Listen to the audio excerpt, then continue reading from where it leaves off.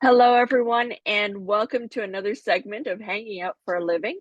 We have a very special guest with us today for our segment, Mindy Dutka. Mindy, with an immense passion for dogs, storytelling, and photography, has spent years bridging these worlds together. As a professional pet photographer, she leverages her 2 decades of corporate experience in marketing, event planning, fundraising, and sales to help pet brands nurture trust and connection with their audiences. Mindy's artistry in photography does not only serve businesses, but also brings light to animal rescue organizations, weaving I can't even talk today, said trip all over myself, heartwarming stories into captivating visuals. So Mindy, welcome. Thanks for taking time to join us today. Well, thank you. Thanks so much for having me on your show. I'm happy to hang out with you. Love it. Let's dive right into our questions. So you found a really interesting and unique niche, combining your love for dogs, your photography skills, and your marketing expertise. Can you share how this intersection came about and what really inspired you to create this specific career path? As you talked about, I've had many chapters in my career, and I always had a lifelong love for dogs and for photography as well.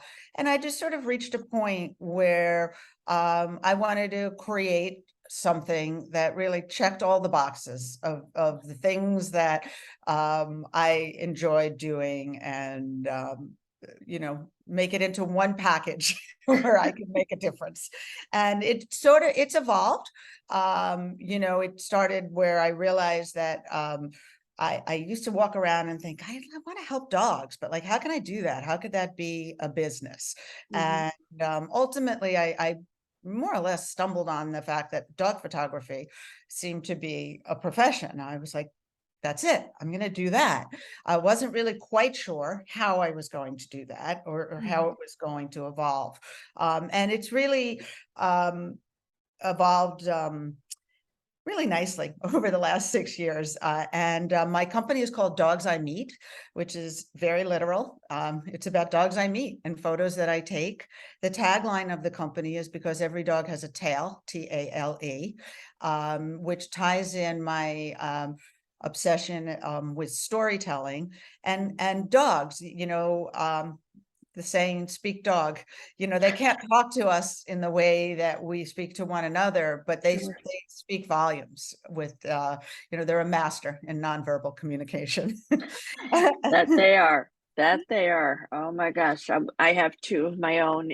Um, we acquired one recently, and they're they're just so animated. And when you learn to speak their language, it's just such an amazing connection. So, It, um, it th- really is.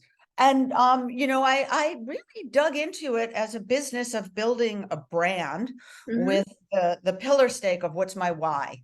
And I really spent a lot of time thinking about that, because they talk about brand pillars and creating Sure, them.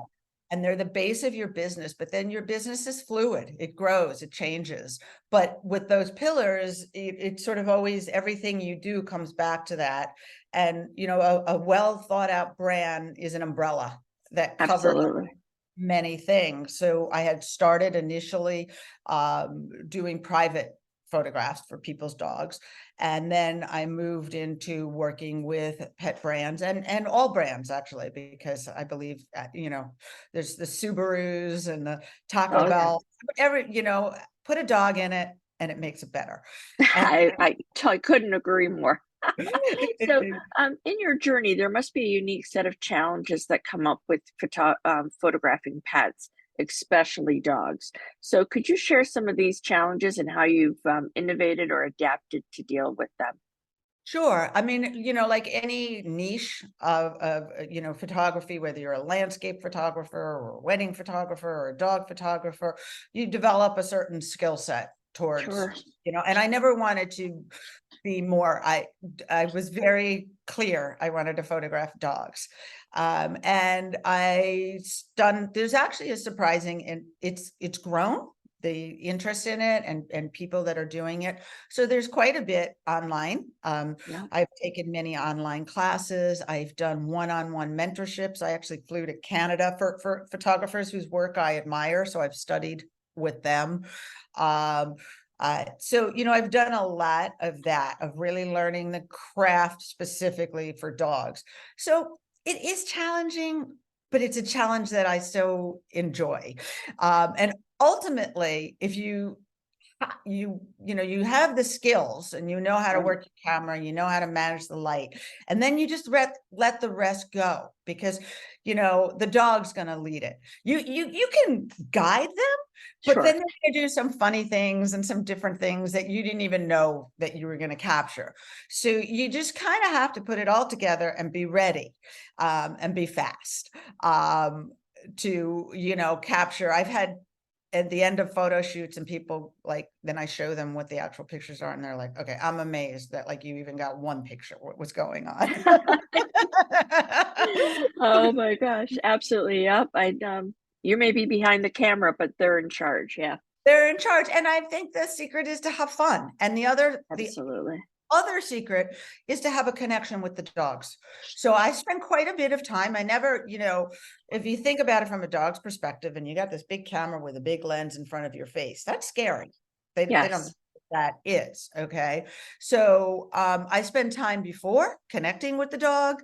I spend time clicking the camera, at my side, and giving them a treat. So there's some connection to this is fun.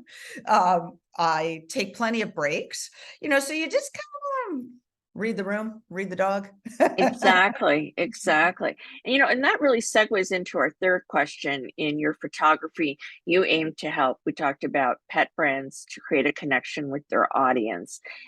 Is there anything more you'd like to share about the process, what it entails, and how do you manage to capture the brand's story in, like, a single photograph? I mean, is that even possible? Not their entire story. I like to say it's more like a page in the book. Ah, Um, and the other thing it is that it's a feeling of their story more okay. than, so depending on what the brand is and what the feeling that, they need to evoke. But mostly the pet brand, it's the love and the connection to our dogs and the bond that we have. So, you want to see a dog engaged. So, if it's a pet treat company, I'm looking to capture that dog is having fun, that dog is excited to get that pet. They give you such great expressions, and you can see the connection between the person and the dog. So that's the story right there, because people buy what you make them feel, not what you tell them. So in essence, that's, when I say I am telling the brand story, but I'm telling the brand story through the feelings evoked from that particular photograph. Absolutely. I think it goes along with the old adage of facts tell, stories sell. So, and you have your really a great, unique way of that perspective and of bringing it to life. So, if anybody hasn't checked out Mindy's photographs, you really need to, and you'll find out how in just a little bit. But anyway, also, and last but not least, you also work with animal rescue organizations. Those are also dear to my heart, telling their stories through your images. Can you share an experience or a story from this part of your work that has deeply impacted you? Yes, I work with many rescues, and I will say that they all deeply impact. And all Yeah. of these dogs, they leave a little paw print on my heart. But over the past, when I began my career, one of the first things that I did was I volunteered for a very large spay neuter clinic in Playa del Carmen, which was a group of veterinarians in the States that goes around and does these. So I went and I photographed it. And I probably photographed thousands of dogs. I was there for 5 days. Over that time period, they did 3,500 animals in that Wow. large spay neuter. But it was really was a life-changing moment because there were so many things. I don't know that I knew I had expectations, but there were so many layers that I was touched by. I was touched by the sadness of Right. dogs, in the street without homes, but I was also touched by the families that were waiting online for hours and hours and hours and seeing the love that they have for their pets and that they want to do, right by their pets, but Sure. their circumstances are such that they just can't always, and that those Right. pets lead different lives than, the pets that I see or the pets that, I'm photographing, but not really. It all comes down to that bond and the love. So I was really, that was a wow, aha moment to me that Sure. I hadn't thought of it in those terms. And then I was also I was blown away by the rescue, the people there that dedicate their lives to helping and trying to make things better. So I worked with there's several very vibrant, some of them are rescue organizations, some of them are just single, individual people that do what they can. Sure. So over the years, I have done different things. I've been back, I've visited, I've done fundraisers, I've raised money, taken different photos. And recently, um, a group spearheaded by one organization mainly, but a lot of tentacles coming out of it, who wants to make a long-term solution. And their goal is to have 5 years of free monthly spay neuter clinics to, really, really change and get to the core of the problem. There's 40,000 stray dogs in Playa del Carmen. And a lot of what happens also is, so 2022, they did them every month. I think they did 7 or 8 of them, and they did 3,500 dogs for that. Wow. This year, so I work for an organization called the Global United Foundation, and I'm doing this with their help through them. So donations are sent to it as a 501 US-based 501c3 nonprofit. We have been supporting and sending money monthly to these clinics, which are free to the community, but they're not free. Right. It still costs, they do 400 dogs per clinic. And it's $8,000 in total to do Okay. the 4,000 dogs. And they are now up to 6,500 dogs and cats that they've done. So, Wow. they're really making an impact. And Yes. it's so much more than just the spay neuter. It's teaching education, it's changing mindset, it's teaching children compassion and love. I'm going to quickly just share. Yes, I was please. down there in May and had the opportunity. Can you? Yeah, we can see your screen, no problem. Okay. So, I mean, this family really, they were just such a beautiful family and had so much love for their dogs. But, they live in one room, all of them, and the dogs Wow. live outside. But they're doing the best that they can. And as a matter of fact, they volunteered to help at the next, Oh, and here are some, this is so they line up. It's a big commitment. It's about an 8-hour process. They get there several hours before it starts, and it's very hot, and they line up yes. outside. They've been doing these clinics in different areas in the communities, at schools, and they bring, come on. And these are all in Mexico, right? The location you speak of is in Mexico. Yes, this is in Playa del Carmen, Mexico, which again, there's a contrast because Playa del Carmen is a tourist destination and people are Okay. used to going there and going to the beach and, doing the resort. But this is the other side of it. This is the real side of it. These are the people that live there and, you know, Oh, how yeah. And you'll see, I'm going to move along quickly. But they oh, bring their dogs and their cats. And I mean, look at that. That's that same dog that you saw just a minute ago. right. And, just look at that I love. know. And again, these are not staged photos. These are, pretty much candids that Yeah. Oh my captured. gosh. And Um, it's just amazing. So, to be able, community helping community is what it is. right. And I don't know why I'm having trouble with my, just Oh, you because. gotta love the internet when it works. Yeah. Oh, This is that same guy with the one dog. These are his two dogs. oh my gosh. And I'm going to skip down to, this is just Oh, a girl that I was mesmerized by. That so it's all run by volunteers. They come in and they register, and then they wait. Here's the dogs get weighed. They learn things, and then the dogs come out. Let me just skip a little bit. So after surgery, they've got set up, like a post-op section. sure. And people that sit with the dogs while they're under anesthesia. So the dogs are still asleep. Yeah. And now you can, this is that same woman before that was hugging the dog. Those are her dogs. But Oh, you can see the dogs are asleep, they're under anesthesia, but you can see the love and the compassion and the concern of these people and how they're caring for no, their animals. And then the volunteers come around and they educate them. Here's these little kids. These kids were there for 8 hours. There was amazing. Everybody behaved lovely, wonderful, and the gratitude that they have these clinics that they can go to is beyond. I went around and I interviewed them. I asked everybody the same 4 questions, and I asked, what it meant to be able to have these clinics available to them. And a lot of them said magnifico. I used an interpreter for a lot of Yeah. but they just said, and then I said, and what does your dog what does your pet mean to you? And you could see they filled with emotion, and they took a breath, and they said everything. Their Wow. family.